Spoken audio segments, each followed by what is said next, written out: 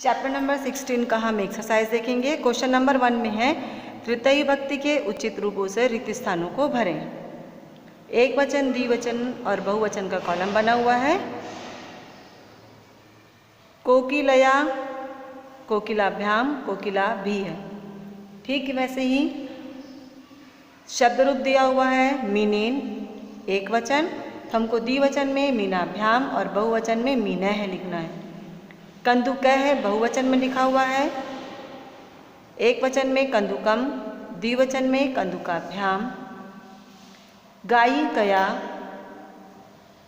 एक वचन में लिखा हुआ है, गायिका शब्द है, अया शब्द का रूप है। द्विवचन में गायिकाभ्याम, बहुवचन में गायिका भी है।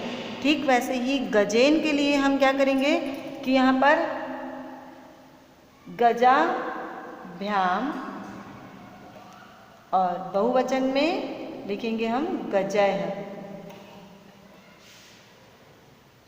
कोकिला शब्द स्त्रीलिंग का शब्द है, इसलिए इसके बहुवचन में कोकिला भी लिखा हुआ है। और जो मीनेन शब्द है, मीन पुल्लिंग का शब्द है, इसके बहुवचन में मीनः लिखेंगे। कंदुकम माने गेंद नपुंसकलिंग शब्द है, नपुंसकलिंग में भी तृतीय विभक्ति बहुवचन का शब्द रूप होता है कंदुकः है। गायिकया स्त्रीलिंग का शब्द है, तो स्त्रीलिंग गायिका का बहुवचन तृतीय विभक्ति का शब्द रूप होगा गायिका भी है। गजेन पुल्लिंग शब्द है, तो गजेन का बहुवचन शब्द रूप होगा गजय है। द्विवचन में भ्याम, कोई सा भी लिंग हो भ्याम ही रूप हम लिखते हैं। क्वेश्चन नंबर 2 में दिए गए शब्दों की तृतीय विभक्ति के उचित रूपों से रिक्त स्थानों को भरें।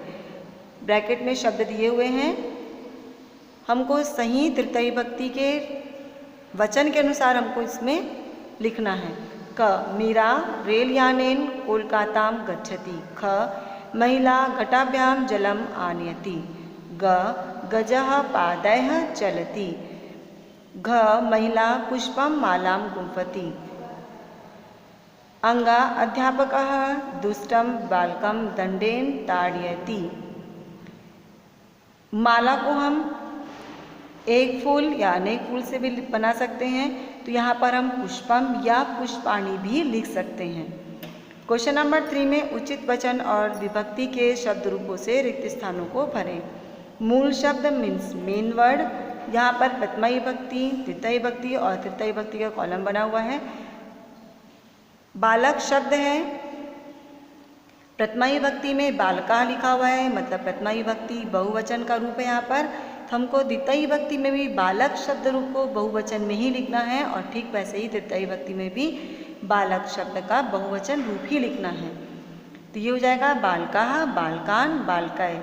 शाखा मूल शब्द है, प्रथमा विभक्ति में शाखा लिखा हुआ है, मतलब प्रथमा विभक्ति बहुवचन। द्वितीय विभक्ति में शाखा हो जाएगा, तृतीय विभक्ति में शाखा भी है। फल प्रथमा विभक्ति फलम, फलम तृतीय विभक्ति एक वचन में फलेन हो जाएगा। हस्त माने हाथ, प्रथमा विभक्ति में हस्तः एक वचन है, तो द्वितीय विभक्ति में हस्तम और तृतीय विभक्ति में हस्तेन हो जाएगा। बालिका, बालिका प्रथमा विभक्ति एक वचन है, तो द्वितीय विभक्ति में बालिकाम, बालिकया।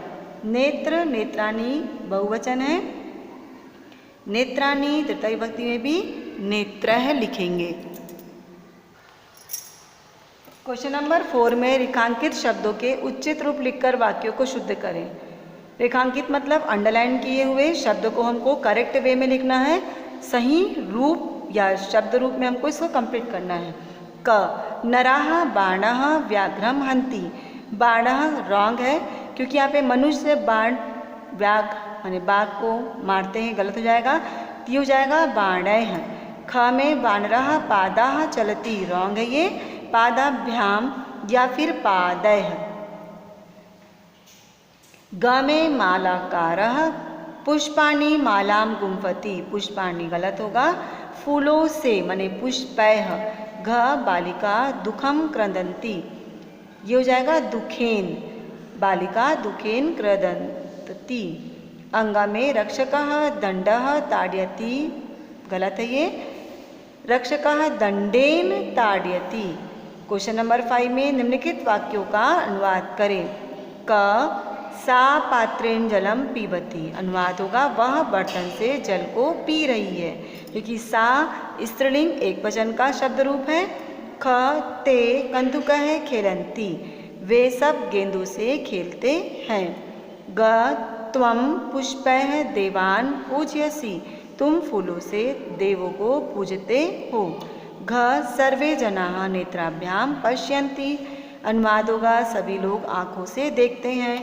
अंगा में एषा कन्या कर्णाभ्याम न शृणोति, अनुवाद यह कन्या कानों से नहीं सुनती है। क्वेश्चन नंबर 6 संस्कृत में अनुवाद करें। क सुधा फूलों से पूजा कर रही है, अनुवाद है सुधा पुष्पैः पूजयति। ख मनुष्य आग या अनल के द्वारा खाना पकाता है, अनुवाद है नरः अनलेन भोजनम पचन्ति। ग में मोर खुशी या हर्ष से नाचता है। मयूरः हर्षेन, यहाँ पर हर्षेन होगा, हर्षेन नृत्यति। घ बच्चे गेंदों से खेलते हैं। बालकाः कन्दुकैः क्रीडन्ति।